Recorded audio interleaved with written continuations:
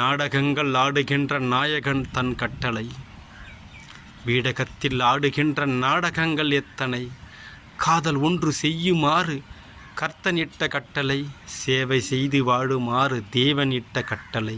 சேவை என்ற பெயரில் தன் தேவை கொள்வோர் எத்தனை.